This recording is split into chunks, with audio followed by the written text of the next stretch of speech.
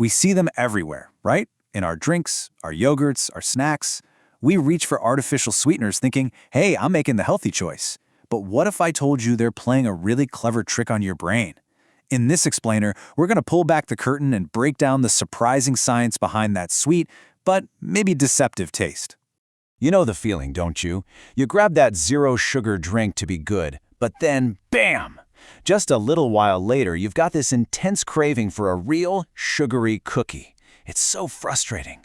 But listen, it's not about a lack of willpower. What you're feeling is actually a biological response to a promise that was broken.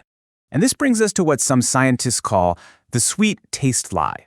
It's a story that starts right on your tongue, but believe it or not, it ends with your brain feeling completely betrayed.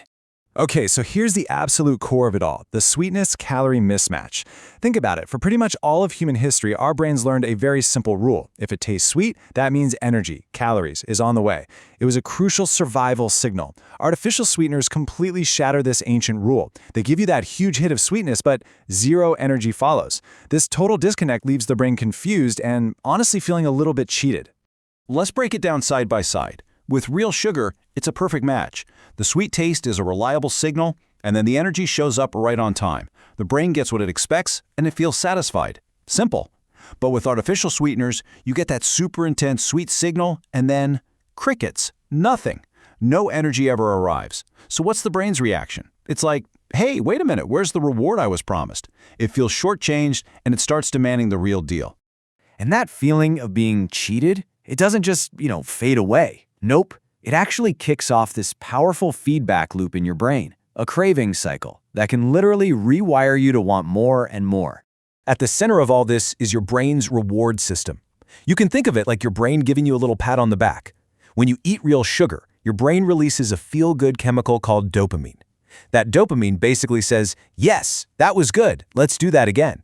It's a totally natural process that reinforces things that are good for survival. Okay, so this whole craving cycle really boils down to 4 simple steps. Step 1, you taste something sweet. Step 2, your brain gets all excited, expecting an energy boost. Step 3, the energy never actually shows up. And that leads directly to step 4. Your brain, feeling the gap, sends out this powerful emergency signal to find real calories and find them now. And that is the exact moment you find yourself reaching for that cookie. And get this, it's not just about your tongue. It turns out our taste buds are only the first line of defense. Scientists have found there's a direct communication line from our gut to our brain that absolutely cannot be fooled. This back channel only lights up when it detects real sugar. As one research team put it, while these sweeteners can trick the taste buds, they cannot trick the brainstem. So even if your mouth is tricked, your brain never gets that final, all-clear signal that energy has really arrived. Okay, so we've talked about cravings, but the story actually goes a lot deeper than that. Over time, this whole cycle of confusion and betrayal can lead to some hidden health costs that researchers are only just now starting to really understand. And this is where things start to get really concerning. One study found that when people regularly had artificially sweetened drinks with carbohydrates, so think about a diet soda and a side of fries, their body's ability to manage blood sugar got worse, and it happened fast. It seems like that combination just completely confuses our metabolism, and that can be a stepping stone toward much bigger health problems down the road. And if messing with your metabolism wasn't bad enough, maybe the most shocking discovery from recent research is the potential long-term impact on the health and function of our most important organ of all, our brain. 62%. Just let that number sink in. That's how much faster thinking and memory skills declined in people who had the highest intake of these sweeteners. This came from a massive 8-year study. To put that in perspective, the researchers calculated it was like adding an extra 1.6 years of aging to their brains. Wow. Okay, I know that was some pretty heavy information, but here's the really good news. This cycle can absolutely be broken.